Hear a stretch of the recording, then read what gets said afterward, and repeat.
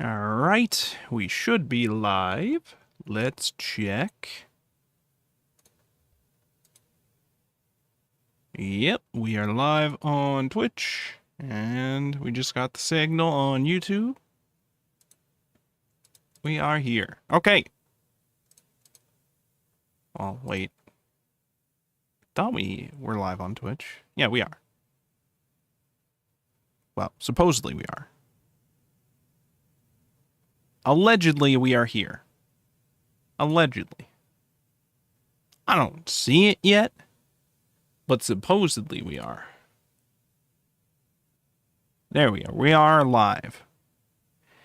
It still says unstable. I don't know why Twitch always says unstable for me. I can't fathom why it would do that. It doesn't make sense. Anyways. Okay. And then we ping for that in there. And then we wonder where the fuck everybody is. That's what we do next. That's what we do next. We wonder where the hell everybody is. Okay. And now, welcome. Hi. Hello. I'm What? only person who's on time today, huh? Apparently. Listen, they have exactly 1 minute. Or they're late, so anything could happen. It's like half a minute, maybe like a third. You don't know shit about time, okay? Name 5 seconds. Go. 1, 2, 3, 4, and 5. That's cheating. You just counted up to 5. That's, you can't do that. 11:40, 10:50, 9:11. Welcome. Wait, who joined? What Oh. happened to pre-show memes, huh? What do you mean? We're They're right in here. pre-show memes right now. I've we're been gonna here. Where start the hell right have you been now. at? I've been here. Where the hell have you all been at? Joined. What do you mean? I've been here. No, you haven't. Yes, I have. For like I 2 looked minutes. like not Two even 5 minutes. minutes ago and you weren't here. Well, clearly you're lying and you didn't look because I've been here. What? No. What? Yeah, you're lying. You're just lying. been I don't here know for like why. 2 minutes. I don't know Yeah. why Been here all for of 2 you minutes. just want to lie. I don't know why. I've been here the whole It's time. content, Yeah, that's why. That's why we're lying. It's content. I don't know why. Everybody is just like lying to me these days. I don't know what I do. I don't know what I do to deserve it. You breathe in air. I'm here. I get everything ready. I host this shit tremendously, might I add, okay? Because I'm a god at all content, of course, okay? We I'm get sorry, define tremendously in this context. I need a Uh, dictionary. I am able to hit the go live thing at the correct time. Okay. It's tremendous. I know. It's it's incredible. Now, we have to question where other people are.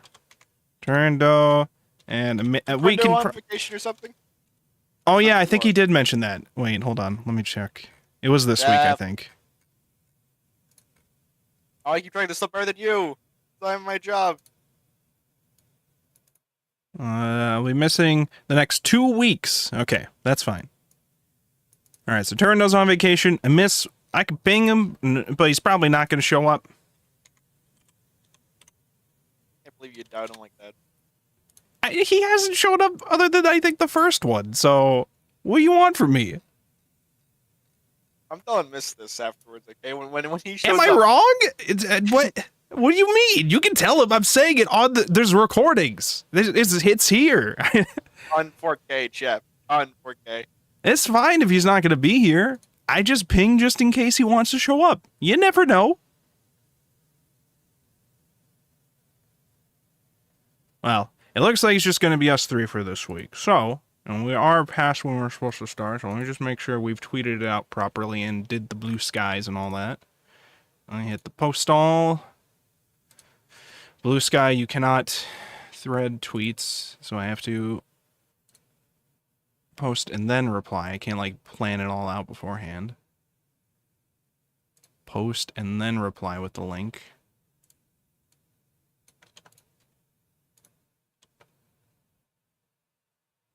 Okay. All right. Are we ready to begin? I know. We're so excited here in the studio. Everyone's so excited. Everyone's so ready. Yay, book club is Everybody it's filled with is a live so audience. hyped and ready. We got soundboards going and everything. Brand new soundboard here on the Wolfborg server. Just saying, discord.wolfborg.com. Okay, you could get for free. Well, I think you can only use another server so you have Nitro. But you can get it if you are in the server. For free. Exactly. That's what matters. Why would you want to be in any other server, actually? Hold on. Hey, whoa, this server is fantastic. I'll have you know, we do anime watch parties too on Wednesdays now. Okay, we watched Beyond the Boundary, the first 4 episodes last night. It was a time. We've learned that all you need is bespeckled beauty, apparently, and everything gets solved. According to that one main character, Kun. I'm not sure that or not is a problem. That's what he kept saying, right? Bespeckled beauty or whatever. What? I'm not sure that's how you pronounce that, Jeff. You don't think it's pronounced bespeckled? How do you think it's pronounced? I don't fucking know. Bespackled? You think it's pronounced bespackled? How's that sound to you? Sounds better. Does it? Yes. All right, well, I think it's time to begin, so let's just get right into it. All right, let me... okay, there is nothing I'm forgetting. I'm using the Canadian pronunciation, my bad. Sorry. You don't even have any pronunciation of it. You haven't given one. Okay. All right. We're not here for Beyond the Boundary. We're here for Land of the Lustrous. Welcome, everybody, to another exciting week of the Anime Book Club here on twitch.wolfborg.com, youtube.wolfborg.com, kick.wolfborg.com, your mom's Apple smartwatch.wolfborg.com, URL pending. Welcome to another exciting week. This is episode 37, and we're talking about volumes 9 and 10. And we finally have back Arimia, who has actually had to... wait, did you stop at these volumes? No, you actually had to read these volumes this week. Oh my god. Hey, Ari, are you ahead again? Hold on, I can barely hear you. God damn it. Are you still dying? Not ahead. Well, yeah. Stop dying. You don't just get over the disease. Well, you in, do like, eventually. A day or 2. Well, some people do eventually. You know this, right? Not Some a day people... or 2. Do you know every single person who's caught it and how long it takes for them to get better? Did you poll everybody? Did you poll every single person? You have a source? I believe it, actually. I believe it. Welcome. My source is me. Oh, all right. I'll make sure to say. Anyway, I'm back. Welcome back. In exchange, we will be missing Turando for this week and next week. He's on vacation. Turando Ferrari.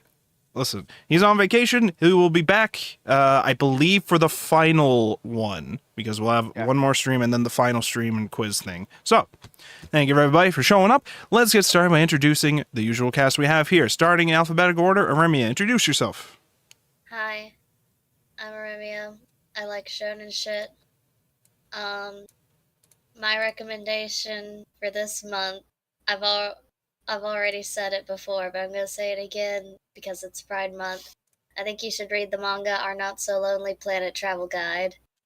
It's good.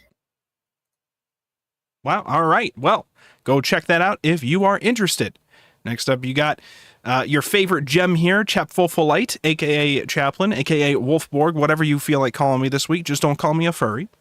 And I would recommend, okay, I have the best recommendation for you all. I would recommend my own streams. Because wouldn't you know, in addition to the book club streams, I am now going to be regularly streaming again. Oh my god, can you believe it? Can you believe it, guys? We started Persona 3 Reload.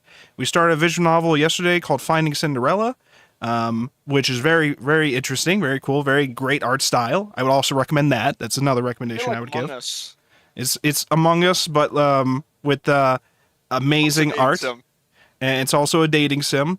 And I'm also getting murdered. So all of these things are great. All of them are great. Also, the main character is a fucking idiot to the point where it seems like, I haven't tested it yet, but it seems like you can increase the difficulty by making your main character dumber. There's a slider in the settings to adjust his stupidity. And I can't wait to test that out. And you should check out those streams when they happen on twitch.wolfborg.com, because I'll usually just be streaming that on Twitch. The book clubs will still be on YouTube as well, but most of my other streams will just be on Twitch. So go check that out if you are interested. And if you want to know what streams are going to be happening, I will now be posting weekly stream schedules in the server and on my Twitter. giving a basic idea of what I plan to do. There's been some adjustments this first week. It's been a little rough, I'm getting used to it. Don't worry. We'll iron on the kinks. I may or may not have written on it that book club is going to be at 9 p.m. this week. That's a lie. It's at 8 p.m. Eastern. Always has been.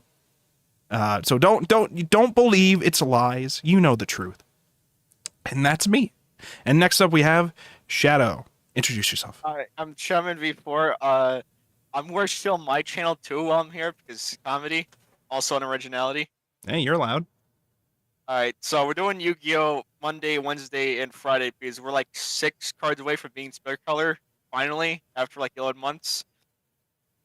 And maybe we'll finish it this month. Who knows? I'm not promising it because RNG can just murder me again. It's true. It's true. RNG is very cruel. It's true. I know it.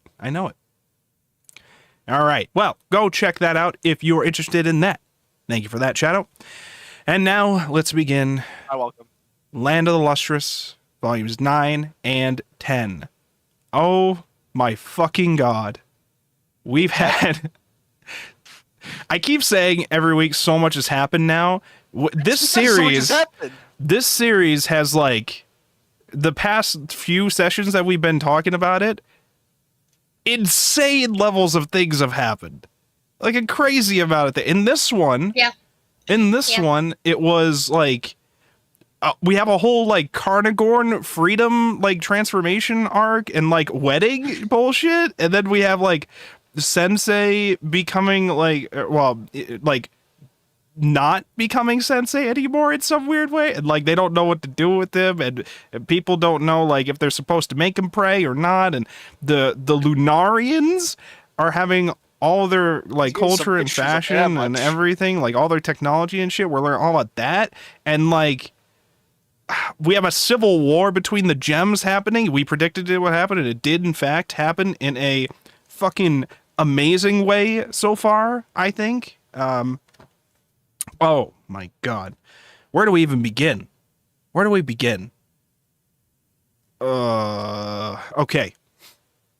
So, let's start with some basics, okay? So, we left off with Phos and the gems that she's convinced to go back to the moon, leaving at night. They steal Podparasha to take her. I was a little confused at first because I had just assumed she had convinced Rutile to take Podparasha and come with them, but apparently not. Rutile was like on her way to ask Sensei permission to like send Podparasha when they find out that they stole Podparasha, and now Rutile has gone like Joker mode and insane. Berserk. Completely. Joker, baby. She's just lost it at the fact that like somebody else took Podparasha to the moon, and when Podparasha comes back, Rutile doesn't give a fuck and is still going berserker. So, yeah. I was supposed to fix him, not you. It should have been me, not him. You know. That would quote Yu-Gi-Oh so much. It's okay. Let's talk. We now know the full rankings of like which ones were brought to the moon. The full people that were brought to the moon. So we got Phospholipite, we got Yellow Diamond, Alexandrite, Minitwite, Carnagorm, and Amethyst. Specifically, it is Amethyst. Fuck, I forget. It was supposed to be a certain Amethyst who agreed to do it, and then Amethyst 84, I think. Yeah, and then I think Amethyst 84 was just decided to swap it in the end. So now it's them. So I find it funny too. Once they did the swap, ever since then, the character intros, there's only one Amethyst listed in all of these now, even though there's supposed to be one in each side. There's just only one that it actually like writes a note about. So don't know what's up with that. So those are the gems that went to the moon, and everybody else is back at home. Podparasha is also there. I don't know why they're not listed in this character description thing I'm looking at, but Podparasha should also be on the moon. I don't know why they're not listed on there. Hold on, let me check this book. I'm trying to like look. Usually the character intros now like show them divided like that. Podparasha, Yellow Diamond. I actually even see it on my version. Alexandrite. That would be real nice. Well, maybe if you bought it physically, you know, you would see it. Well, shit. We got Amethyst, we got Goshenite, who's just running around having fun with the Lunarians and not doing anything apparently.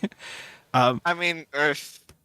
Yeah, so so Phos brings them to the moon, slowly convinces them to come to the moon, and they're there, and they have to get used to things at first, find out the truth, what's going on. Alexandrite beyond to not see anymore. Sorry. Alexandrite has to be in a blindfold the whole time. She now has a plan to, like, they had her just be blind the entire time that they were there, just wearing a blindfold, and now they're talking about turning her into red Alexandrite permanently, or at least for like while they're there, so that she won't have a problem transforming back and forth between the two based on looking at the Lunarians. I guess they explained her transformation is just based on the light emitted by the Lunarians and the way that it is received by Alexandrite. So they're talking about like putting in something within her that will just constantly emit this light, so that she just keeps being in red form, so she doesn't keep like passing out from transforming back and forth and stuff like that, I guess. So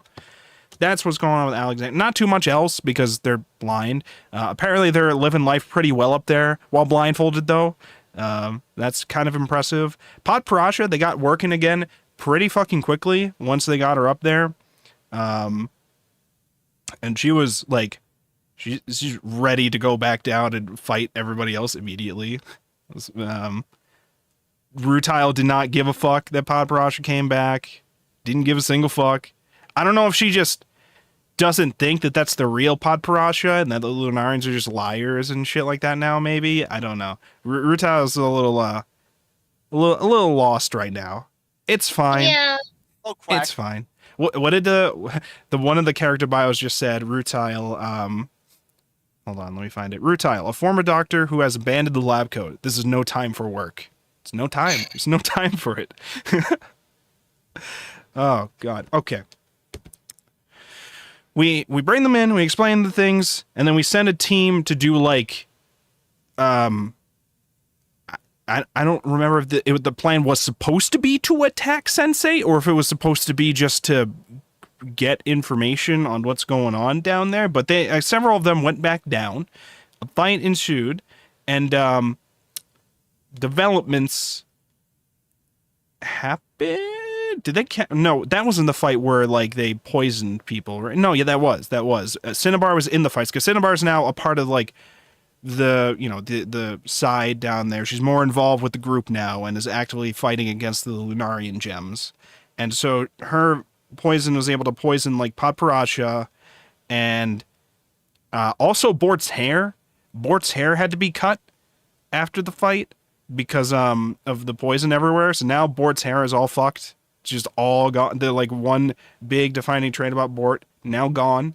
Very sad. But they're still badass at fighting, as we saw from like the one fight towards the end. So you still can't fuck with them.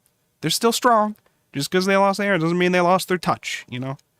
And I really wanted. It seemed like one of the volumes, the entire focus was just on Carnagorm. Okay, and I'm glad for it. So personally, I'm fucking glad. I know what the prince is doing to Carnagorm. It's probably some evil, twisted plan using them. But also, he seems a little too obsessed. That's just my take. He's definitely trying to do something. But I don't really care because I'm just glad Carnagorm has not been reduced to just Antarcticite substitute or Ghost Quartz substitute. You know, we brought Carnagorm back to, like, remove the powder from him so we can actually see how Carnagorm looks. Carnagorm. So we found out the reason why Carnagorm was kind of acting like that before was because there were still inclusions of Ghost Quartz. This is at least how the Lunarian explained it. I still don't know if I fully believe some parts of that, but the Lunarian Prince dude made it sound like Carnagorm still has inclusions of Ghost Quartz within Carnagorm's eye, which was controlling Carnagorm and making them essentially, like, I don't know, slowly become Ghost Quartz again or Antarcticite again, or like basically just continue being Phos's partner and like have no free will essentially just from these inclusions. I don't know if that's actually the case, but that's how the prince explained it. And we had like a kind of terrifying little scene where like the prince is like, let me go get my tools and I'll take those inclusions right out. and they left him alone. And then Carnagorm is like, the inclusions are like trying to drag him out of the room, get him the fuck out of there. And I don't know if that was the inclusion saying you need to run, he is about to do something very evil to you, or if it was just trying to manipulate him. You know, it's one of those scenes where like you don't know what's going on, but you do know that Carnagorm this entire time has really been struggling and wanting to like, you know, because he's been stuck just doing winter duty for like 100 and something odd years. For 2 years. You know, and wants That's to gonna be on the quiz, by the way. I'm not gonna be there. And wants to like be himself in some way, or their self, and they just don't know like what to do for that. And now that the inclusions are gone, I can't tell if this is how Carnagorm actually is, or if this is just the prince's influence on how he wants Carnagorm to be. Because they've essentially turned Carnagorm, they supposedly gave Carnagorm free will again, but then turned Carnagorm into like his housewife. Quite literally. He is very down bad. It is impressive. He's like 11 on the scale. Quite literally. I did not expect to see like I didn't expect to see Gem Lunarian tongue kissing in this, but apparently that was a panel that happened. There. I remember that panel. I must have repressed it. It was a thing. They had a whole. I remember now. You're right. They had a whole wedding ceremony. They called it a ritual because none of the Lunarians knew what a wedding was. But they were doing this ritual. I don't know if there's some significance to the ritual towards like their plans overall. Probably, definitely, because he had to move them up to like allow things to happen. But I don't know. What I'm saying is I don't know if it's related to something to do with the prayer thing for Sensei. Carnagorm is also going through like fashion changes too. Like they've finally embraced that they like the frilly. There was like a whole, I think there was even a joke at the end of one panel, or like in the character bio, one of the volumes, where it was just saying that like they're slowly getting used to like frilly clothes. And now they've like actively been told, hey, you can pick what you want now. And they like picked that. And now they're like, I don't know. In a way, I'm like, I really dig their new look. I really dig it. But again, it's like, I don't know if this is actually their choice or if the prince is doing some shit. I don't know what's going on there. All I know is the prince got Carnagorm alone from all the other gems, and the next day is just like, okay, they're living with me. That's my wife now. Do not steal. Leave them alone. Don't fuck with them. And also, now Carnagorm is so in love with the prince, so much so that they now wish to return to nothingness along with the prince when they do. So essentially they want to become a Lunarian. So now they're like working with the scientist dude that they have there to try to like figure out if there's a way to do that. We have two people that are learning from the scientist, Carnagorm and the Amethyst. Amethyst has also been taught how to pilot their like ships and stuff like that. The gems are essentially being taught slowly how to use the Lunarian facilities for the eventuality of when they actually get Sensei to work and pray for the Lunarians to pass on to wherever they're supposed to go. So they're getting used to Lunarian technology and also trying to get used to the different cultures that the Lunarians are expressing up there, most of which is just based on like old human culture, and they just keep referring to it as like the ancient civilization. And there's just all these concepts that like they just don't know because Sensei has never explained it to them. Like they're making all this food. The Lunarians don't have to eat any of this food, but they're making fancy as fuck food. And the scientist dude like is asking for permission to like put some time aside to look into like pastas and shit like that. Just for their own pleasure, just for like the culture of like their world up there. Because again, they can't pass on anytime soon until they get Sensei working. So, also this frame of Alexandrian macaroons. They have like these these macaroons that just they're like light macaroons, and when you eat them, your eyes just glow. They glow like beams. No, it's not just and your shit. eyes, it's everywhere. It's just everywhere. They just glow because they specifically made some foods for the gems. So I don't know if like the Lunarians glow when they eat them, but we know the gems definitely do. Even with the blindfold, Alexandra can see all. Yeah, can see everything. Speaking of Cairngorm, it is interesting to see this new side of them, whether or not it is real.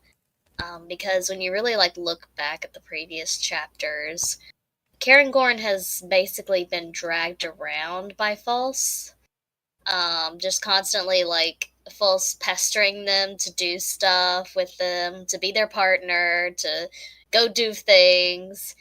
And Cairngorm has mainly been doing it to help False out of that sense of obligation.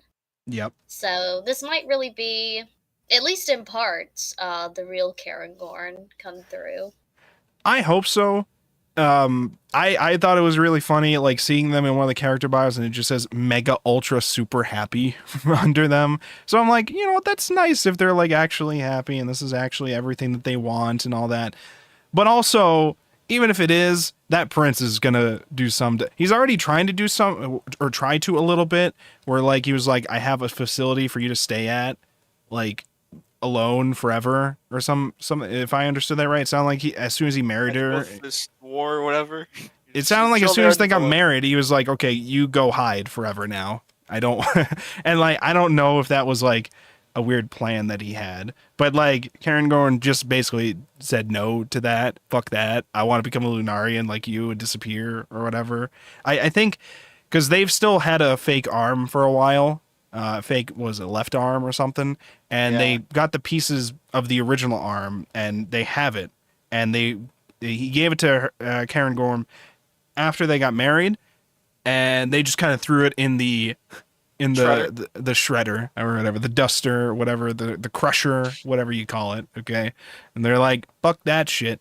I don't want to be that. I don't want to be a Lunarian with you or whatever. So they're going through things. Come on. They're going through things. All I know is I fucking love their new design. I fucking love their like their choice of the outfit. I love like everything going on with like their attitude now. I love it. I also love the little funny moments with Fos just being a jealous ex over this whole thing, pretty much. Where they're just calling like, what does Cairngorm even see in that prince? I can't trust that guy's dumb fucking face or whatever. Is that what you got at that? Yeah, pretty much. That's basically what False said several times. I'm pretty sure, yeah, she literally says anything. And they also literally call Cairngorm ugly several times directly, too. Yeah, and False is like, I'm cuter than that. So, there's some little bit of tension there. A little bit. It's there. And, but Fos is also dealing with a lot of other stress. Mainly trying to figure out how to get all the gems back who were taken by the Lunarians before, all the ones that were grounded to dust. And they found out the Lunarians can put them back, but only up to a certain hardness. I think it was anybody under a hardness of 5, they can't really put back together because, or it would be very, very difficult for them to put back together.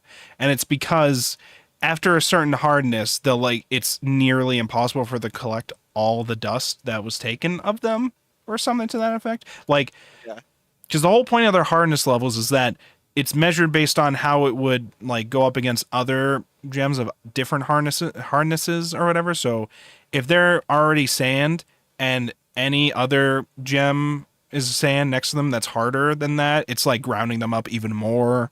And like, even when they go to collect the sand, they said like, you know, if it's been grounded to a certain point, it will just go into the air and just float around space, and we can't really do anything about that to a certain point.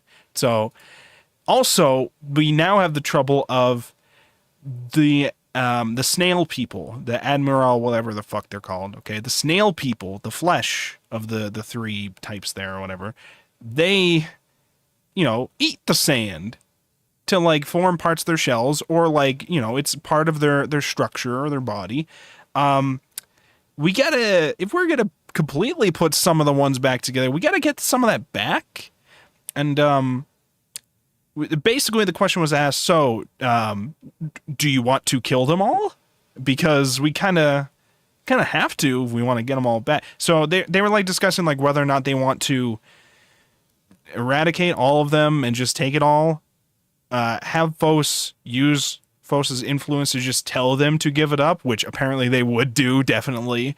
Or if they just wait out their existence and just like tactically plan out how to like have them die and newer generations like be born in areas where they don't have to eat that sand or like something to that effect.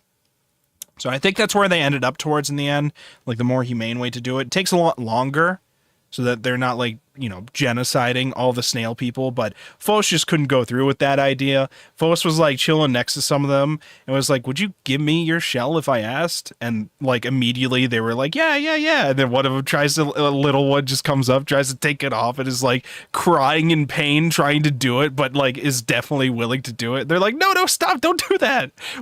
Let's chill. Let's calm down. Oh man. It's like, They really, really look up to Fos. It's like crazy. Speaking of weirdly looking up to figures, I don't know if I believe this one line that the Lunarian explained. I don't know. The Lunarian said that the gems are really attracted to Kongo and will just trust Kongo because he has some kind of like pheromone thing or like some kind of like something about his substance. He emits some kind of substance that makes people not hate him or like be loyal to him or something. They love the sensei. And I think the logic was supposed to be something like when humans first invented him, they thought people would be fighting wars to get him back or something to that effect, or like to get control of him. Get bored of him. Or bored of him? I don't know. I don't know. Maybe. But like it was something to where like they had to do something as sort of defense mechanism for Sensei so that like he's okay when they need him to do his job. Unfortunately for them, he did not do his job when he had to, eventually. And we're now at a point with Sensei where like we're seeing scenes of him just being like, listen, I would love to help out, but I literally can't figure out my functions fully with this kind of thing in a way that will work for you guys. There is something wrong inside of me that prevents me from doing it, but I don't know what. But something about Fos seems to get him like closer to being able to do it. She went down at some point, and her plan was, I'm going to go unarmed so that the gems don't just attack us this time, so I can actually talk to Sensei. Well. I'll actually ask to talk to Sensei. Well, she showed up, and yeah, it doesn't work out because everybody's pissed at her from the last time, so they just beat her to, like, bits immediately as soon as she shows up, even though she's saying, I'm unarmed, and they just don't trust that. Put her in a cage. Rutao's giving her, like, the evil glare from outside the cage, immediately wants to kill her, probably. They're like... They bring Sensei out. Sensei's like, we could talk. And Fos is like begging and for him to pray. And we actually get a process that starts. They said something about an authentication process has been activated, which I'm assuming is just only supposed to happen with like a human asking for that. So I don't know what is it about Fos that's causing that to work for her, because like we see other scenes where like some of the other gems try to ask Sensei to pray for the Lunarians, and he says, no, I'm sorry, I can't do that. And then like apparently they've been doing it like thousands and thousands of times over. He like doesn't mind if the function could work. It sounds like it doesn't sound like he's not doing it by choice. It just sounds like he's not doing it because like he does not have the proper qualification for it to be done, and for whatever reason he cannot explain why the process cannot be done. Don't understand fully still why that means he cannot have like an actual discussion with the Lunarians about these things, or like why he wouldn't want to just meet with the Lunarians if like he actually wanted his functions to work again. So a part of me still thinks it's something to where like he does want to hold out from praying for them. But like at this point, maybe he's like on the fence about it because he also doesn't want the gems to suffer. So it might be kind of like an internal struggle on his end where like he's not sure how he wants to handle that right now. He is trying to do some things with his functions, he's saying, where like he's trying to go around his rules to be able to explain properly why he cannot pray for them. And it doesn't seem like it's working yet. So he's working through that. But we ended the volumes with like Fos being rebuilt by Sensei in secret and then Phos begging Over the him course of like again. 210 years, something like that. Yes. So like when she showed up and like tried to talk with him and like that process didn't work the first time, it like looked like it almost was, and it looked like the Lunarians were getting ready to leave, and then it just didn't work. She got cut to bits and scattered all across the place, and Sensei waited specifically like 200 something years for everybody to forget about Phos and to all hibernate at the same time, I'm assuming, for him to put her back together.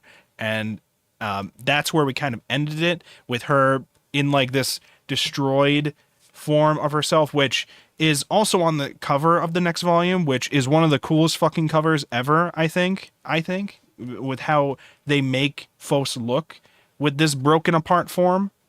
It looks amazing, I think.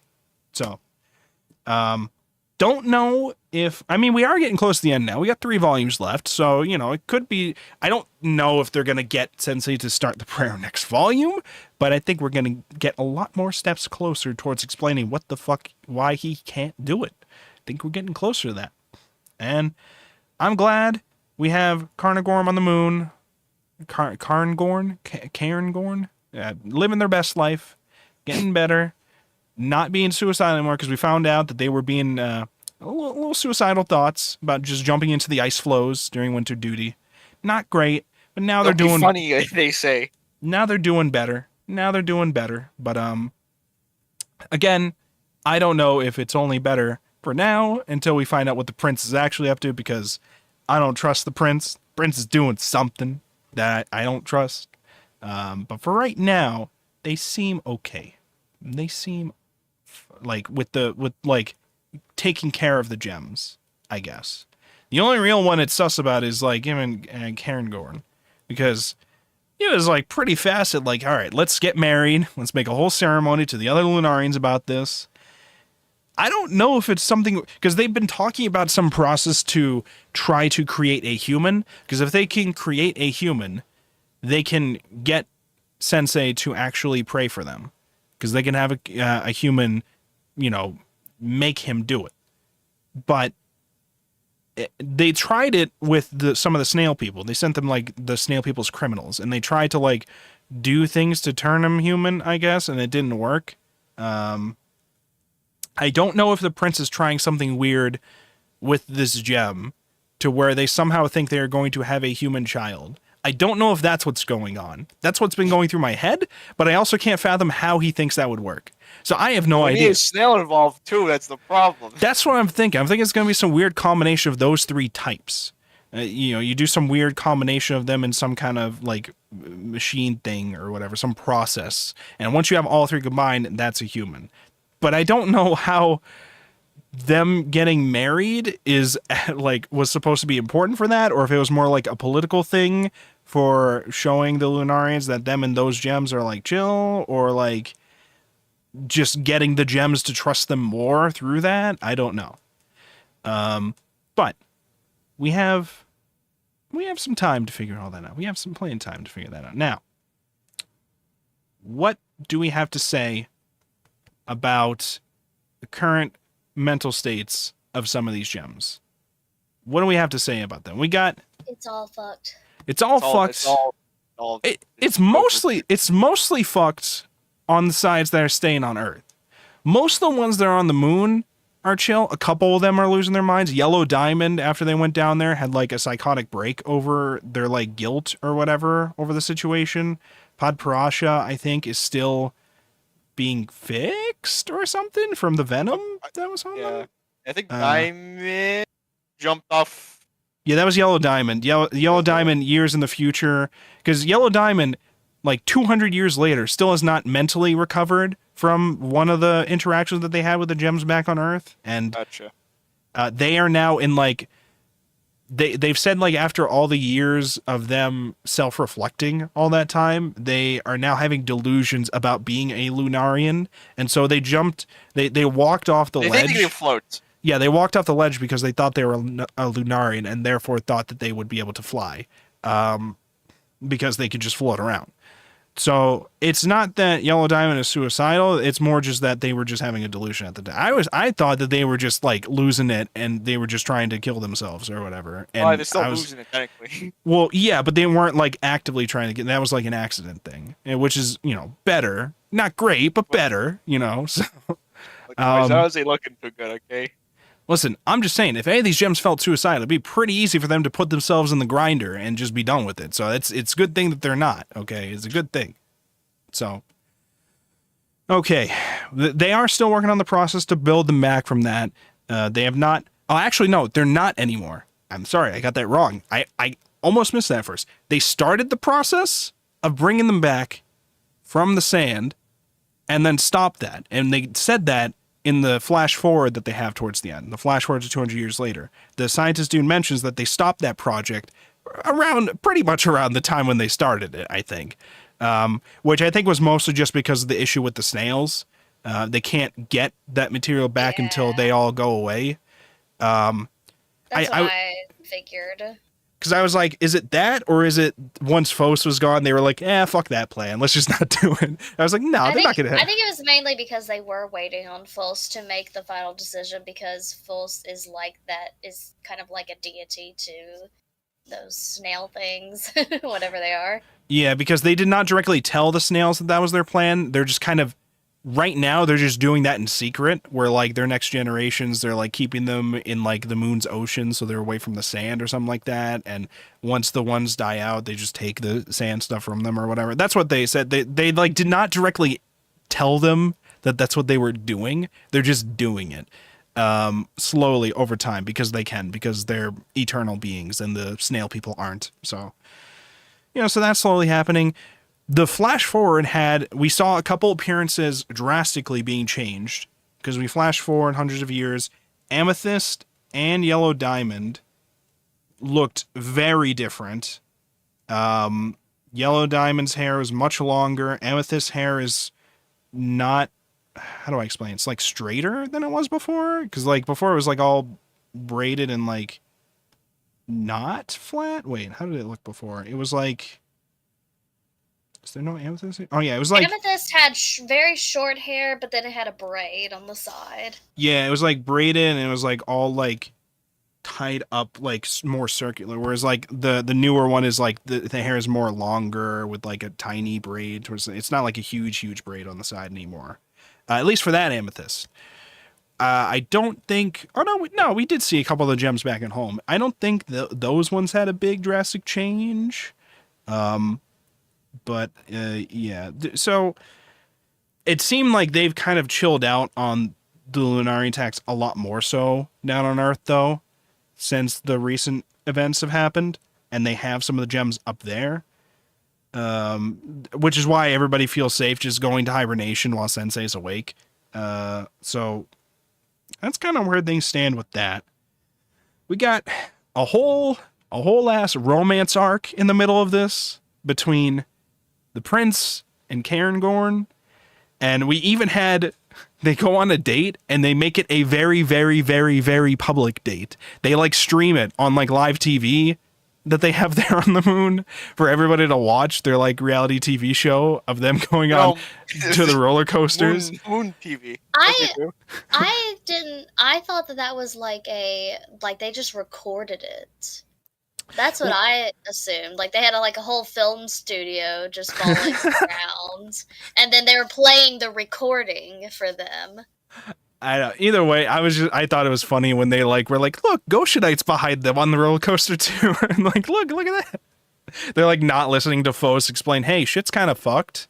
They're just not listening. They're just like, well, look how adorable they are. Everybody, like literally all of the gems, are very happy for Cairngorm and like their relationship. They think they're both very cute together, and Fos is just the jealous ex. Like, what the fuck? It happens. Listen, Cairngorm's living their best life. I'm happy for them. I'm just glad they get to be their own character. They don't get to be Antarcticite substitute. That was the one thing I was upset at, I think last week, was just they've just become Antarcticite substitute. And I'm like, I wanted Cairngorm. Antarcticite at home. Yeah, we can, like, we don't have to Like, we could have just kept Antarctica if we really wanted Antarctica there. Why did we have to turn them into that, essentially? But it's fine. Everything is fine. Oh, the Lunarians also have their own fashion designer up there. Their own form of Red Barrel, I guess. Not Red Barrel themselves, but like their own Lunarian that does that. And apparently they're like, the prince is like, this is my personal fashion designer. He hasn't done any. He only makes me like an outfit every like 100 years, but supposedly he's still working actively. And they're just there like, listen, I'm not slacking. And they cuts to a panel of them just watching TV and eating food. I'm not slacking. Trust me, okay? You just don't understand. I need inspiration. I need inspiration. Okay, but you gems, there's a lot to work with here. And then they designed whole new outfits for all of them. I love the new outfits. I love the new drip. Okay, it's very stylish. I thought it was funny as well. They were trying to send Lunarians to get reports on what's going on with the gems on Earth, and the only information they could really get was they changed the winter outfits. It's very important. It's very important to know. Look, they got unions apparently up there. They do. They have unions. We found out they have unions of the Lunarian world. It's very important. It's very important. That's why they don't. That was specifically the reason why they don't go at night, right? It's because of the unions. So they don't attack at night because of the unions, which is great. The Lunarians have evolved so far that they have unions that prevent them from working at night. That is the only reason the gems are safe at night. Not because they're moon people or because the sun or something. It's unions. It's unions. That's all it takes. Love it. They've unionized. They've unionized. They don't want to. So, yeah, I think I liked as well the how they described the prince's job. One of them was describing it as, he has the one job that nobody likes. It's really annoying. Government. It's really fucking annoying, so we just let him deal with that. Especially when everyone's in a union, apparently. The science dude's like, if he could do everything, it'd be a little troublesome for people. So I'm just one of those dudes who like has this one talent. My one talent is the science stuff. So I do the science stuff here. And he handles the annoying government shit. He can figure that out. They were also extremely protective of Cairngorm at the beginning of this when they came back, because like they saved the group by violently like breaking Faust to pieces and taking them back, because they like were worried that Faust and the other gems, if they waited any longer, they would like betray them and go back to Sensei. So Cairngorm went to there, violently destroyed Faust to make it quicker for them to just take them back. And then like once they are back, the prince was like very upset and protective of like, why the fuck you were not supposed to go without my permission, and like did a transformation like beast like look while doing it. And it's where like, again, he's up to something, but I don't know if like it's something like, I don't know if he actually has a relationship with Cairngorm, or like they actually like Cairngorm in some kind of level, or if it's like an important thing, like they cannot lose Cairngorm for the rest of their plan to work out how they want in some kind of way. I don't know if the mineral, I don't know if Cairngorm itself is an important mineral towards what they need to fuel something. It seemed like, and like they even mentioned about how they were in love with Cairngorm before they even came there. So I don't know if it's something like Cairngorm is an important material that they now know of towards what they need in the end for whatever machine or function that they need to do, which I'm assuming is to try to recreate a human so that they can make Sensei work again. Or if it's material towards fixing Sensei, which I was confused with why they don't work with Sensei to try to repair what's wrong inside of him. But again, we're probably about to find out next volume from Sensei in some kind of way why he cannot explain what's wrong with him. Which again, that part also, listen, we could probably come up with a million ways for him to explain. We could just do charades. Just do charades. You can figure, you have all these hundreds and hundreds of years, and you're not trying to get creative with having Sensei explain what's the problem. Sensei, what the fuck is the problem? Why can't we like figure this out?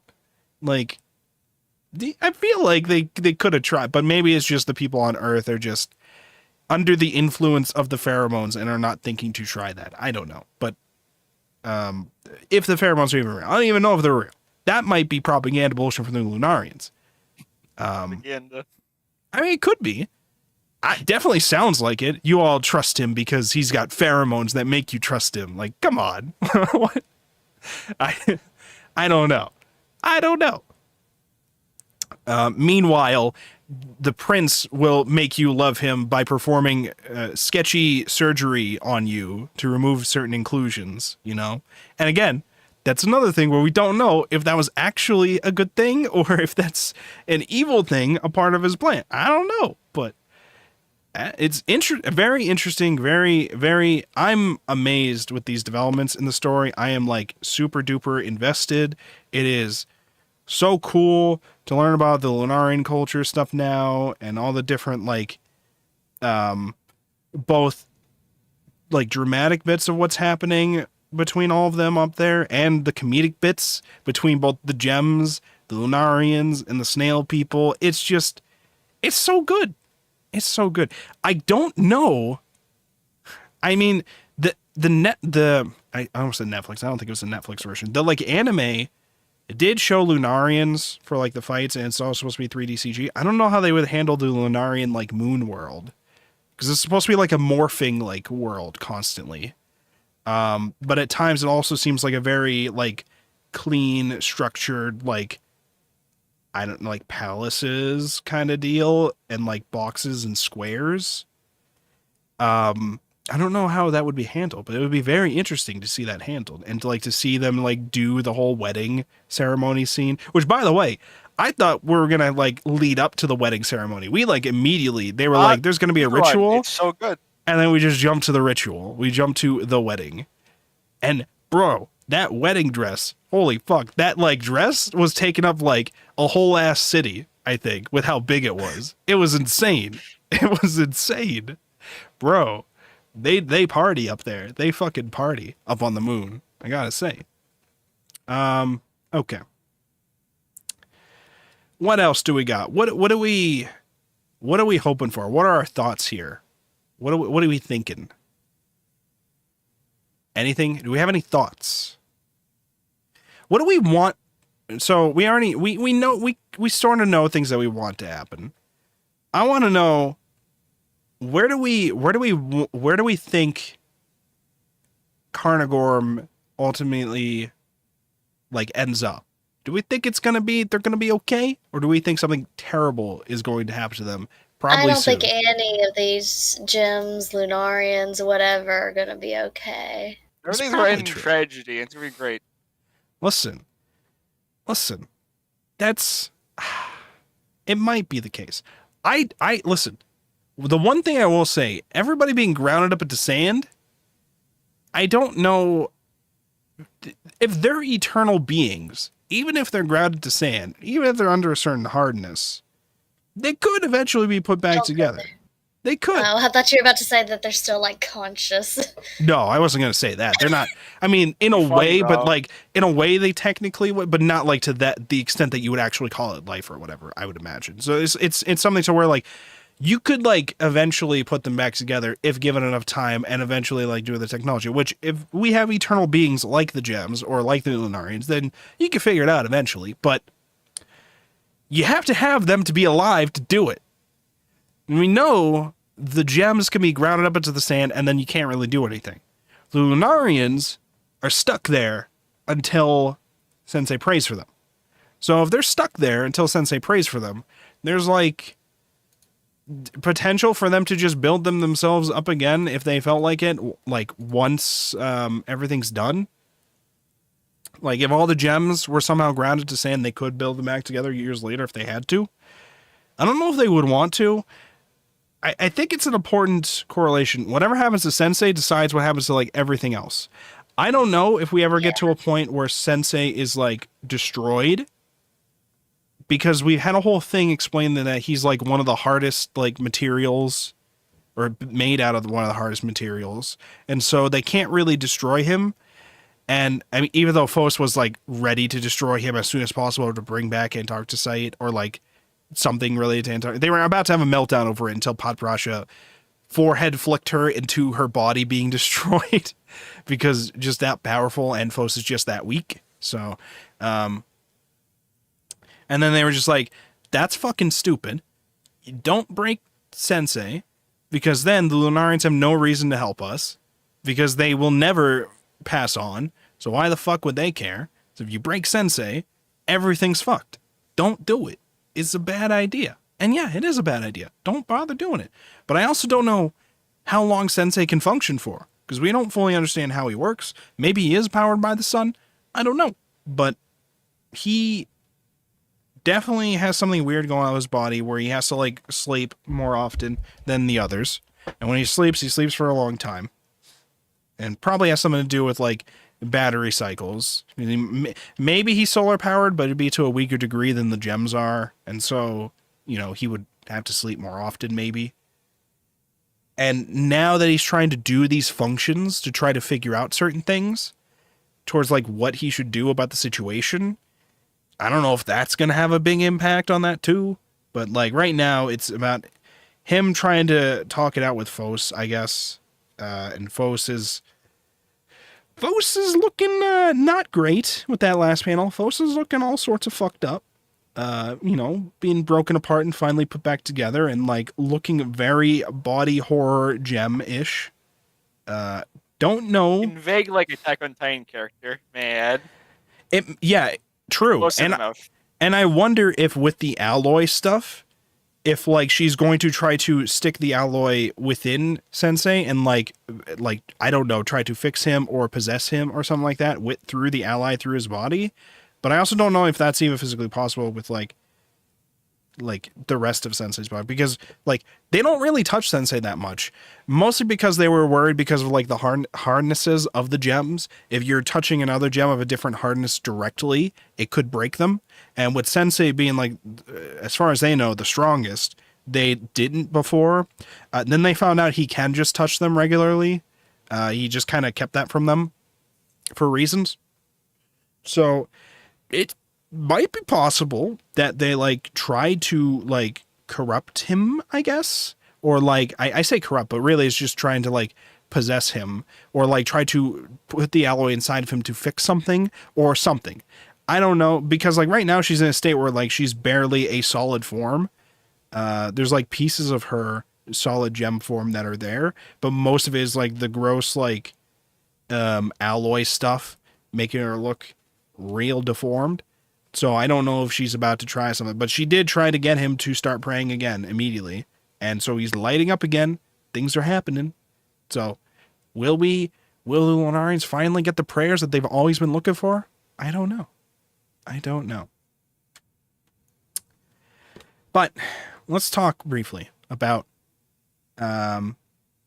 Cinnabar. Is that not what we've already been doing? Cinnabar, I'm not too surprised that they've gone against Vols.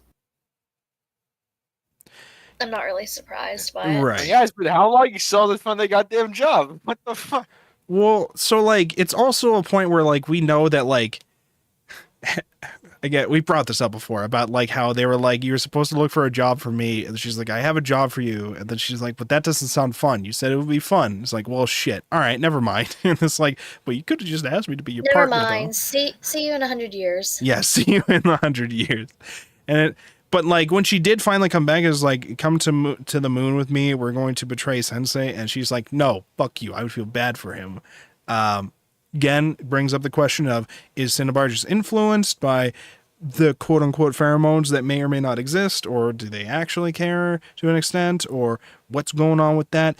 But Cinnabar, now that they've like had the whole betrayal happen, and Cinnabar has slowly become an active member of the group, like Bort is like actively chill with Cinnabar, even though Cinnabar has like ruined Bort's hair. They're still like chill with her.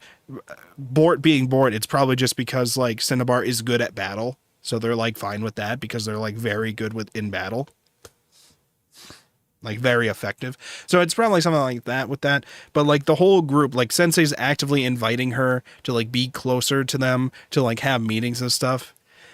A part of that might be just because they don't have a lot of gems to help them out these days. And a part of that might just be because, you know, maybe we should include you. Maybe we should. But Cinnabar and Fos going at it. It's very, like, the whole time Fos is supposed to be thinking about ways to help Cinnabar.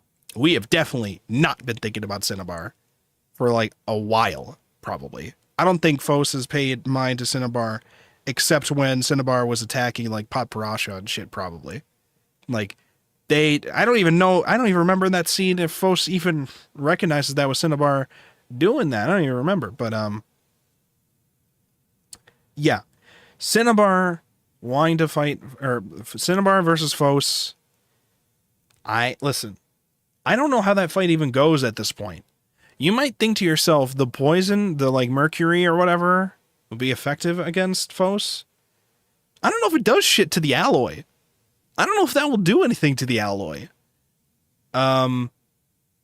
Maybe to like her like physical gem stuff, but I don't think it will do anything to the alloy. Also, real quick, I'm just now remembering, the Lunarians put a pearl eye inside Fos. What was the point of that? I remember that they did it to like when she said she wanted to go back and they like didn't trust her fully. So I just assumed it was a camera. But that's what I assumed too. But I also just kind of assumed it would be doing something else, or like we would actually see the results of the eye on the camera. I don't understand the point of the eye or why it's still in her now that she's like came back. Because I'm just like, I'm looking at the cover for the next volume, which has destroyed looking Fos and Cinnabar fighting on the cover. And I'm seeing the eye still in, like the pearl eye still in Fos's head. And like, I'm just thinking like, oh yeah, that was a thing. That was a thing, wasn't it? And it was just there to do a couple Sans Undertale jokes a couple times that literally happened. Well, not directly Sans Undertale, but it was a whole joke. It was a couple jokes where it's just like it's late at night and all I see is like this one weird light. Oh, that's Fos. That's Fos. Silly rascal. You know? Okay. What else do we have here? I'm trying to think. Oh, Diamond, not Yellow Diamond. Regular Diamond is loving her time there with the Lunarians. Like I said early on, I had figured if there was going to be anybody that would heavily betray the Lustrous, it would probably be Diamond. To the point where I would have assumed that the prince would have tried to marry Diamond, not Cairngorm. But apparently, they really want Cairngorm for whatever reason. Don't know for sure. Don't know for sure what that's about. But they made a point of being like that. And a whole like little scene with Diamond just having a blast, exploring like the different areas there and like really enjoying her time up there. And then she just kind of gets faded into the background again. I kind of wanted more for Diamond's character with like how much we've built up these different scenes of her and her jealousy towards Bort and feeling useless and like she's never progressing. I've wanted more for her character and I have not gotten much of that yet. We got a shit ton for Cairngorm. Most of that I would have assumed would have happened for Diamond. But I'm fine with the story that's going on with Cairngorm. I just kind of wish Diamond also had something going on. Diamond's just happy Diamond Gem. Or happy now. Because fuck you, Bort. No longer near Bort. Fuck Bort. Like, that kind of deal. And like, are we just defining this gem as I don't like Bort and I'm useless, so I'm going to the moon, bye? And then I will smile now. Is that all we're doing with Diamond?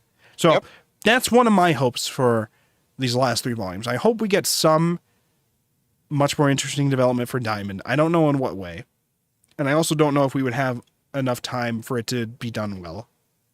But something. I want something for Diamond. Because right now we had, with the time skip that we've had, we have a lot of developments for Amethyst and Caramgorm being like scientist students for the science guy they have on the moon. And also of course Caramgorm is also the princess that they have up there now. I think and I mean Yellow Diamond's just having mental breakdowns and delusions and stuff. I think Diamond was they showed up in that scene when they were talking and was just wearing a fancy dress and had flowers in her hair or something like that. Or maybe that was somebody else. No, that's Diamond. Yeah, look at it. That's Diamond. Pretty sure that's Diamond. Yeah, she's got like flowers all in her hair and stuff like that. But it didn't seem like she's doing anything. She's just there to talk with them. And just say, poor Elder Yellow. Yeah, I don't know. We're also supposed to be having like the fact that these gems can have memory loss is supposed to be like an important thing. Not in terms of just losing bodies, in terms of the years passing. Because from what we had heard before, Yellow Diamond is one of the only ones that can actually like remember pretty much everything, supposedly. Or like nearly everything. It seemed like they were able to remember the most.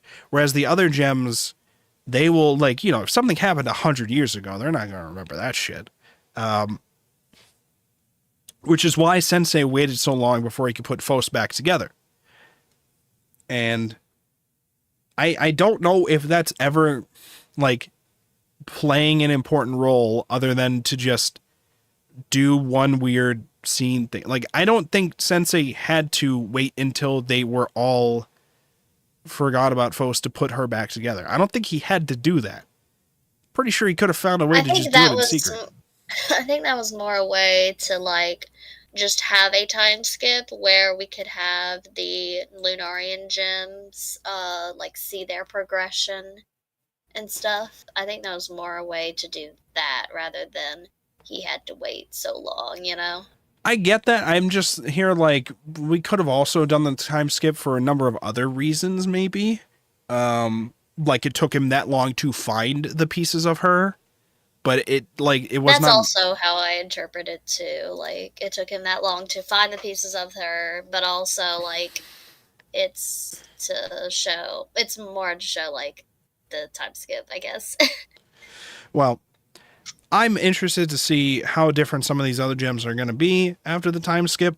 But the one thing we do know is that the gems on Earth are going into hibernation right now. So I don't know if they'll actually be much involved, at least immediately in the next volume. Eventually we're going to get another big time skip because we know about the meme time skip related to the PS5 meme, the see you in 10,000 years meme. So we know there'll be that time skip at some point soon. Okay. Pretty soon. Years. Pretty soon. And then we all have to get PS5s for it. That's the rule. We all got to get ourselves a PS5. PS5 has no games. I actually... It has Heart of the Woods, actually. True. Go play Heart of the Woods on PS5 right now. Is it on a different console, though? I feel like it's somewhere else. Yeah. Then the PS5 has no games. Says you. What about Spider-Man 5? Ooh. Yeah, you heard me. Exactly. You heard me. I said Spider-Man 5. Because there's 5 of them. There will be eventually. Give us some time. Now, this guy doesn't know about Spider-Man 5. Yeah, he doesn't know. He doesn't know about Spider-Man 5. This is gonna make sense like 20 years from now. Don't worry. See you in 10,000 years with my PS5. Don't worry. Now, it's Spider-Man 5. Oh, I did.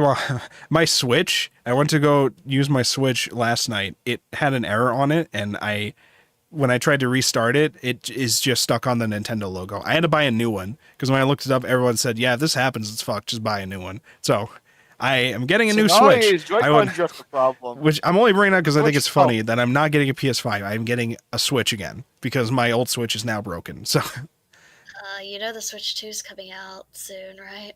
Yeah, I'm not getting a Switch 2. Why the fuck would I get a Switch 2? Why would I do that? It's not going to have any games. I would get a PS5 instead. That's going to have games by then, right? You'll have a PC, Listen, all I know is, guess what else is on the Switch? Heart of the Woods, baby. Let's go. Heart of the Woods. And soon, please be happy. Exactly. Please be buying. Exactly. Now, Land of the Lustrous is not on the Switch, though, unfortunately. It's only on the PS5. as we all know. Right. So- Maybe eventually, though. Who knows? you know, give it- 200 something years to assemble all of the Switch pieces. Yeah, we just got to find all of the sand particles, got to eradicate the snail people, and eventually we could put it all together, right? You know, we can figure it out. We have the technology. It's just on the moon. They're just hiding it from you. Yeah. Oh no, it's going through the snail mill. That's why it's taking so long. I've just realized somebody in YouTube chat is pointing out Volume 10's inner flap also doesn't have Cinnabar like 1 to 9. Oh, that is interesting.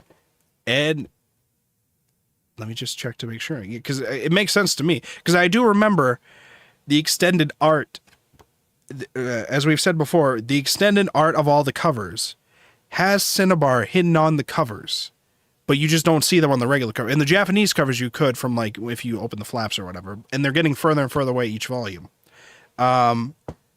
Volume, the next one that we're going to be reading, volume 11, that one does have Cinnabar on the cover. It's like the first one with Cinnabar actually on the cover, which is amazing. You have to compliments. Okay, you're gone for one, but you'll be in the center of the other one. Don't worry. Right.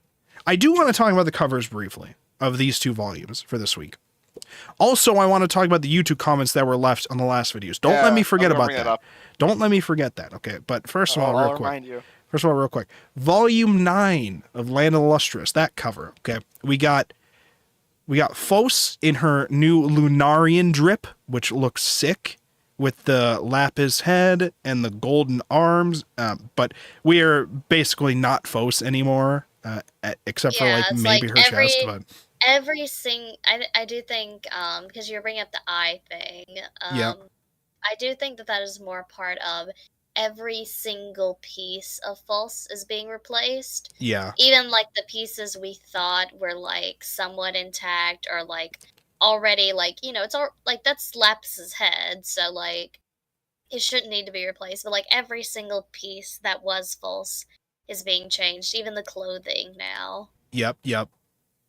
Vols has gone through a complete change, and it's not fully done yet, but I think it will be. Now, you weren't here last week, but I want to ask you briefly your thoughts on her and the lapis head transplant and immediately becoming super duper smart, analytical, and like, what were your thoughts on how quick that transformation happened? I do think it's part of that, where it's like we are seeing the transformation of Vols being stripped away from the Vols we knew to something new, which is part of like the whole kind of, I guess not reincarnation in this sense, but more just the gradual shift of everything from the person we knew to the new person that they are becoming, and constantly changing every day. Meanwhile, all of the other like characters around Vols stay pretty much the same. Right. Like even like Bortz has to lose their hair to replace their inclusions, but they're still pretty much Bortz. Vols is really the only one that can use the inclusions from others, so they are the only like constant change in this cycle. Yeah. And also, if you notice, when they get to the Lunarians, to the moon room, they have a giant lotus on their bed. Oh my god. A giant lotus. Would you look at that? Oh my god. Oh yeah, I think one of the translators... That's important. It's very important. Yeah. Wait, what? It's very important. You know why it's important, right? Of course. Yeah. I'm confused now. Yeah, and you know what we're talking about too. Yeah, you know. Wait, I'm confused. Could you explain? I don't think they can explain. It's fine. I did want to say there is something to be said about not just the fact that she's going through all this monstrous like changes, like because it's making her look like a monster over time. Like I think how this volume ended and the next volume's cover looks is like, the culmination of like this is her breaking point with all this shit going on with her, with all these hundreds of years. There is something to be said though about the pacing of which her changes have been happening, because these are beings that are like eternal beings or like immortal beings. They can live hundreds and hundreds of thousands of years, no problem, no issue. I mean, except for Lunarians turning them into moon dust every now and then. That's whatever. But As you do. that happens. But it's the fact of which her changes could be happening slowly over time. Like, if you're writing this, you could easily make it like this is a whole arc where, like, now she has to get used to, you know, just the fast legs that she has. This is a whole arc where now she has to get used to the gold arms. This is a whole arc where now she has to get used to the lapis head. We don't spend too much time with the learning of these things. We don't do huge. The only huge time skip we really had with her transformations was the head transplant, and that mostly seemed more so to like update the states, the current state of the world itself, and not so much like, you know, skip her development of getting this thing. That was like an excuse for like the state of the world when she wakes up to be completely different. It was not like her getting used to it in all that time. So every time she has one of these changes, it like is pretty quick, the change of it happening. And like then she's like, she gets the head transplant, then she goes to the moon where they then take out her eye, and now she's changing her outfit and all that, and then she's going back, and that's like in the span of like what, a couple days or like one day of that happening. Or no, she was there for exactly like 40 something days because it was important because Buddhism or whatever. There's like an exact number of days that she was up on the moon at first, and it was relevant. So like, we're not like having her get used to these things for the course of like years or whatever. It's like just like these things are being happening to you. These are changes that are very quickly being forced upon you, and we do not care about your current mental state at the time. These are changes that are happening to you. Whereas everybody else, like you said, they're like not changing that much. And in some cases to an infuriating degree, like with Diamond, she really wants to go through the changes. Like at the beginning of the story, before Foch had any of their changes, they told her, Diamond gives her the advice of like, why don't you try this or whatever? Why don't you try doing this? Try doing a change, try growing or whatever. And Foch is now the most changed and most grown out of the whole group. And Diamond is a jealous bitch who's just having fun on the moon. Well, not jealous of Foch, at least. More so angry at herself, that, like, people like Foch can advance and people like Bort will forever be, like, more useful than Diamond. It never really seems like Diamond, is very jealous of Foch. It more seems like she's always thinking about and mad about Bort, because they're also a Diamond and much more capable than Diamond is. Which is surprising that it seems like she holds no real resentment towards Foch, given like the amount of changes that she's had and the least amount of changes that Diamond has had. But like, you know, it's with everybody else too. Like Cinnabar, it took her forever to like be invited to it took like a literal civil war with the gems for them to like be more open to like hanging out with her, I guess, or like her to be more open to hanging out with the others and stuff. And like Bort's hair, you know, like you said, that's, you know, adjusted now, but she's more or less still the same. It's just now her hair is just not a part of her battle style. And we did have a role shift between Jade and Euclid. Euclid has like taken on her real role, because it seemed like before she kind of let Jade play like the president role in like in title. But like as the vice president or whatever, Euclid was actually, or was she the vice president, or was she like the secretary or something? But Euclid was like actually running the show when things actually need it. And so now she is like taking over that role, and Jade is like not doing much. And I think there's even a line in one of them where like Jade's like extremely shocked at like Euclid's abilities or something like that. Let me see here. Is secretly puzzled by Euclid's extreme reliability, and Euclid is kindly and knowledgeable, always considers what's best for everyone. But they make it a point of like showing off how like Euclid was like very mindful of the situations and very like responsible, and like figured out that Foch was trying to convince everybody to go to the moon, and like spreading propaganda slowly by pretending to not remember everything. Yeah. So like Cinnabar not being on in the character intros is interesting for like one of the volumes. Wait, what volume did they say they're not in? The volume 10's inner flap also doesn't have. Oh wait, for Oh, wait. So they're probably not talking about the character bios because they are in the character bio, but they are probably talking about the inner flap where they're not there. Yeah, the That- art, because you know the yeah. art that you always use. Yeah. We talk about. Now the art, like, because the thumbnail here is the cover for Volume 10. The Volume 10 cover art is like this crazy Lunarian like festival looking thing. It's all like, what would you say, like mostly white with like little like very, very light pastel colored sometimes in it.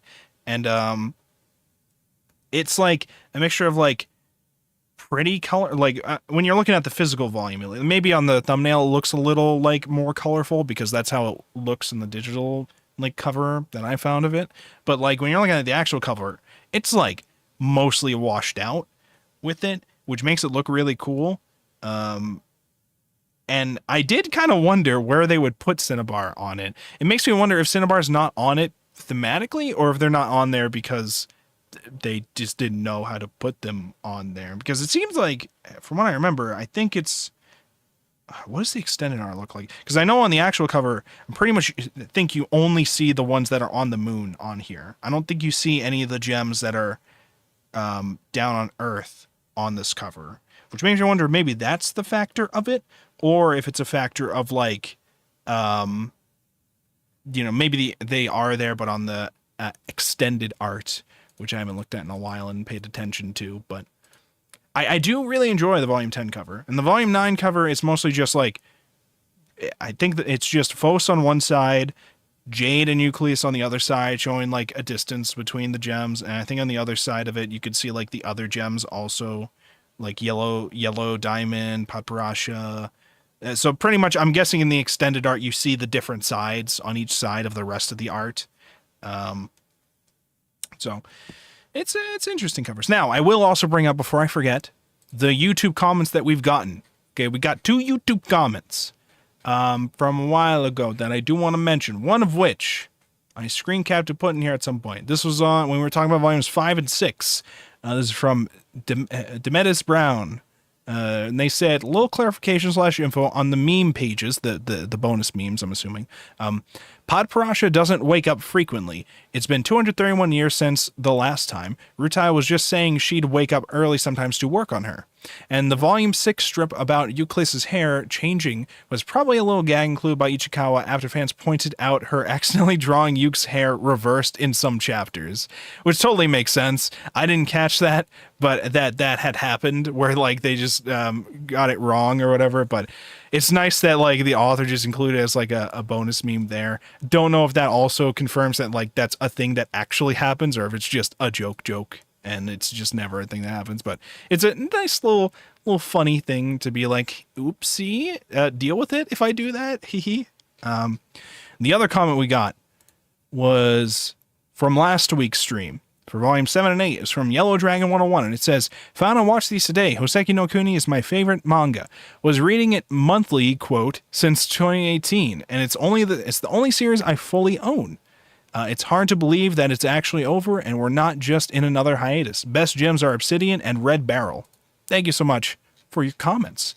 And if you leave any comments on this video, I will try to remember to read it in the next stream.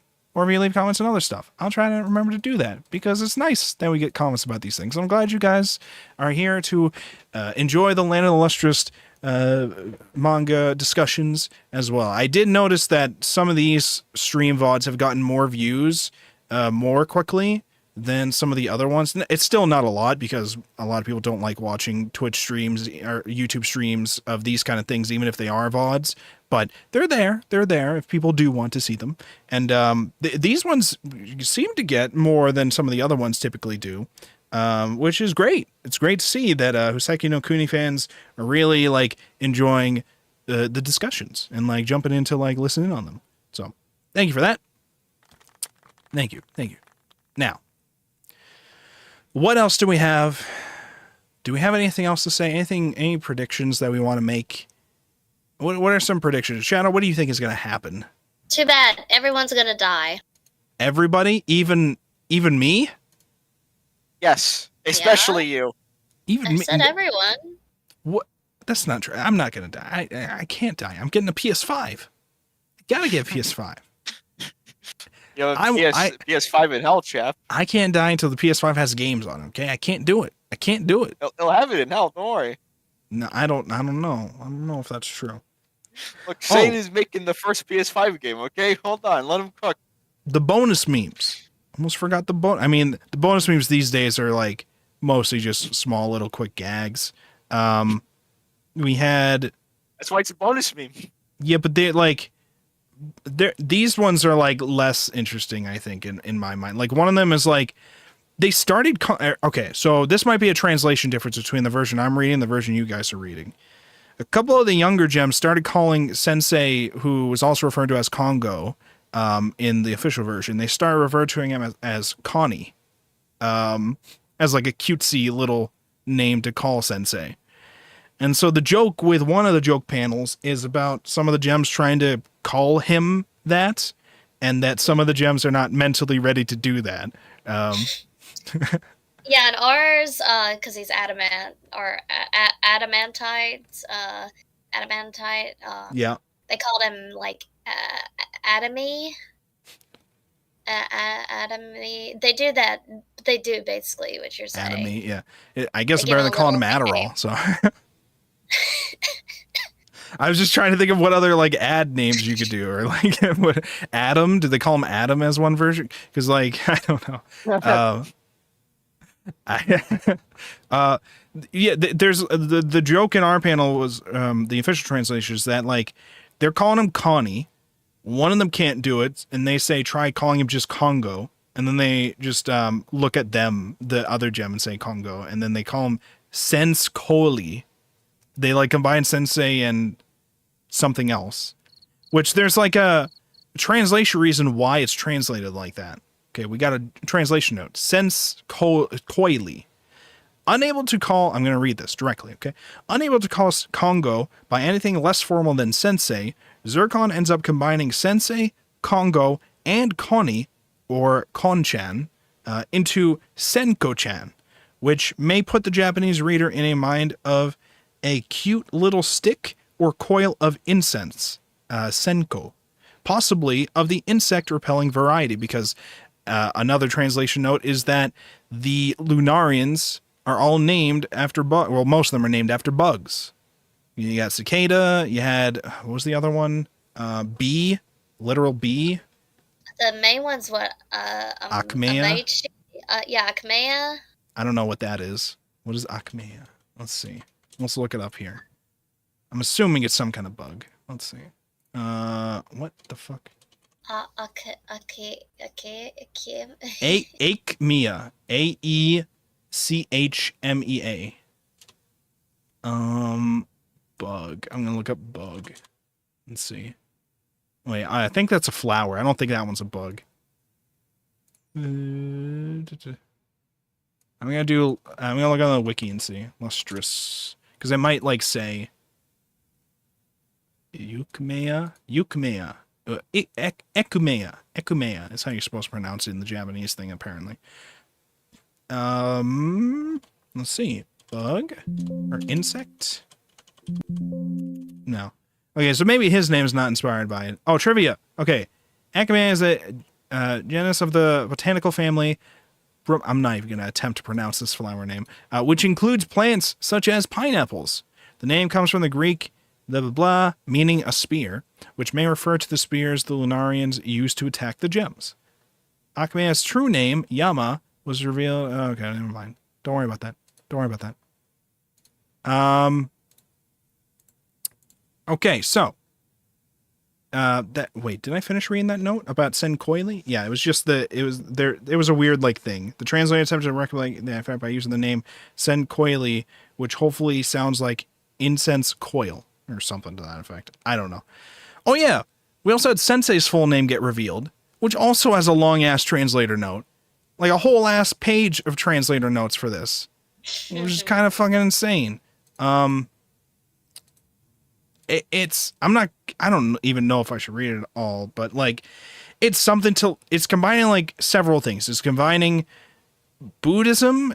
Kongo's real name is supposed to be like pattern after real life Buddhist. What do they call them? Bodhisattva. I don't know how to pronounce anything. It's supposed to be like Buddha's figures is like his name is supposed to be patterned after them, but specifically it's supposed to be something about like the realms between the Japanese name of the Diamond Realm and other mandalas of like other realms or some dumb shit. I don't understand Buddhism, man. I don't understand it yet, but it's supposed to be something like a great mystery crystal bullshit or whatever. Okay, he's a mystery. Now, the other things that the translators have taught me is that the Lunarian stuff is like a mixture of several different languages for some of their weird names. They're like cities or like houses. The Mason Santranica or whatever is like Mason is like or Mason or whatever. It's supposed to be like French, and the Shranika or whatever is supposed to be like Russian. There's like a whole bunch of different. The thing that I'm getting out of this is that the Lunarian shit is supposed to be just a mishmash of different like languages with like some of the naming and things that are going on there. There's like a whole bunch of different weird references with that, which I'm assuming is also just why it's the culmination of the different cultures of humanity, which like they know of as like stories and legends of it. And maybe the leader dude knows it more directly, but like, they're mostly just playing out those cultures as like a part of I don't know, just keep themselves sane with the fact that they can't move on yet or whatever. They're like stuck in like eternal moon purgatory. So I don't know. Oh yeah, wait, what was the other bonus meme? That was one bonus meme. What was the other bonus meme? It was, yeah, they saw Karen Gorm's, like, outfit that they wore to, like, take back the other gems, and they had, like, this, like, bunny ear looking head thing on, and the bonus meme is just them, Red Barrel, making a copy of it and having the other gems try it on. And then they considered putting it on Sensei. And they're like, no, don't do it. Don't do it. Don't give him the bunny ears. They couldn't do it. They couldn't do it. Which, by the way, Karen Gorm, like I said, their entrance when they were coming back and revealing like both like their drastically changed appearance and violently taking Fos back and like saving the others, or like at least forcibly taking them back or whatever. It looked so fucking sick. Okay. I can't get over how badass they make some of these scenes look. Because some of the fight scenes are a mixture of I can't tell what the fuck is going on and this is the peakest shit I've ever seen. It's like a different balance of those kind of things for me. And sometimes it's happening at the same time. I can't comprehend what's happening, and it also looks sick as fuck, and I don't know how to feel about it. All I know is, if it were colored, I would be pogging out probably. If this were like full colored, or if I saw it animated, oh my god, I would be losing my mind at some of these fight scenes probably. They just look incredible. Incredible. There was one thing I've been trying to find, and I don't know if any of you have been able to find it in the versions you're reading, or know of a way to find it, or if you're listening to this and you're a fan of Land of Lustrous, Seki no Kuni, whatever you want to call it, and you know how to find this, let me know. Where the fuck do we find the author comments? There's supposed to be an author comment at the end of every single chapter. That's where the PS5 meme quote comes from. Where the fuck did people get it? I tried looking. Buy the Japanese version or die. Then we have to like learn Japanese and translate for every single comment. And what if we don't get the joke? And what's going on? And how am I supposed to know when she discovers granola? How am I supposed to know? It's integral to the development of the story. How am I supposed to know? I need to know. I want to read the chapter comments. There's supposed to be a comment at the end of every single chapter. And I've been trying to find them, and I've seen screenshots of some, but I don't know where to go to find the whole thing. I don't know to go. And I don't even know if I were to buy the actual Japanese version, if the comments will be there, or if you had to read it from whatever magazine release was releasing it. I don't know how to find it. I would have thought that the Land of Lustrous fans would put it on the wiki somewhere, or collect it in one of the different like areas I found. I found out they have a card game They have a TCG for the Land of the Lustrous, which would be fucking amazing if I could like buy and order. I don't know. I didn't actually look in to see if I could yet. Because like This last stream, we're going to play the game. That's how we decide the winner. that's the actual quiz there. We just duel. Okay, we play the Land of the Lustrous card game. We duel it out. All right, that would be fun. That would be content. Finally. But if we did, we'd probably have to do like one of those fake digital versions, because I don't even know if you can physically buy the thing anymore. And if we did, it would be in Japanese, but they have translation of what all the cards are supposed to do, so that's fine. One of which, I think you pointed out, one of the cards is just, if you drew this on your first turn, you lose. Was it like the fluffy like dog thing or whatever?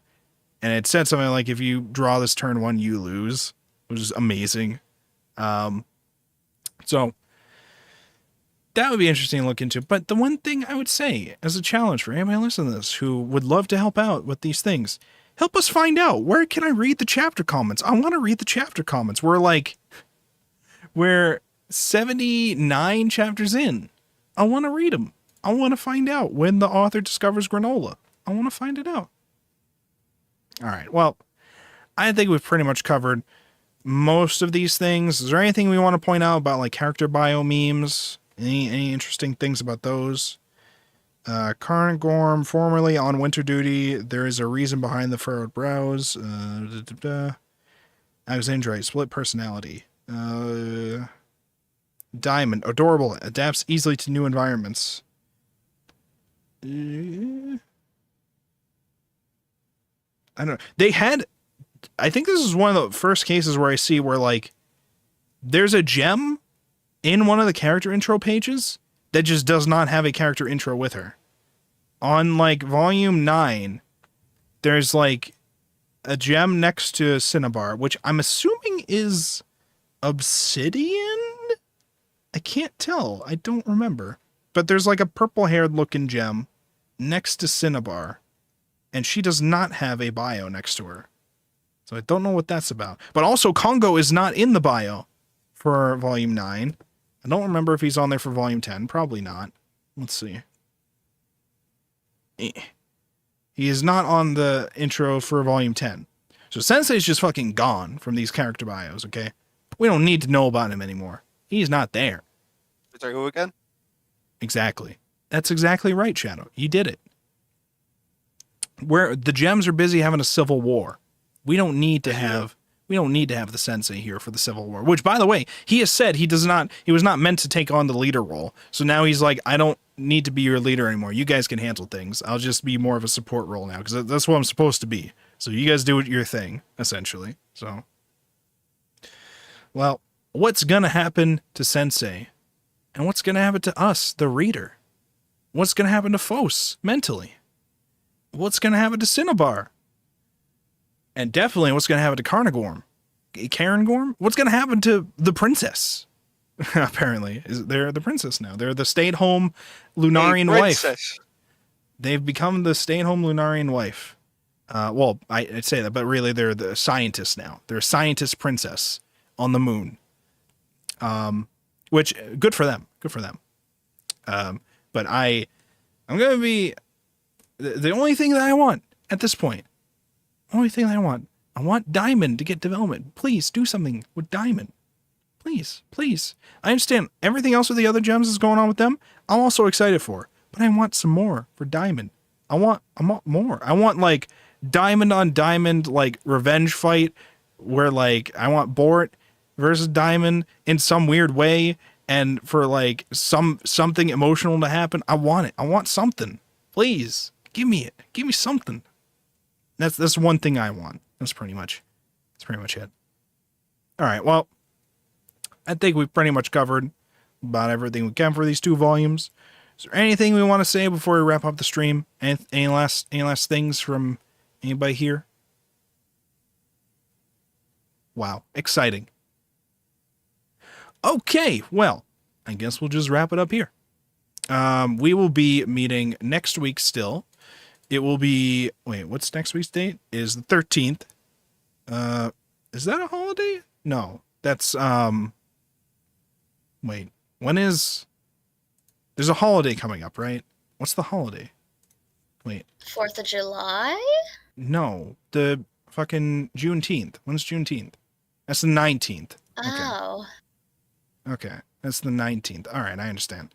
Okay. Yeah, so that'll be, so that's just the day before our next book club.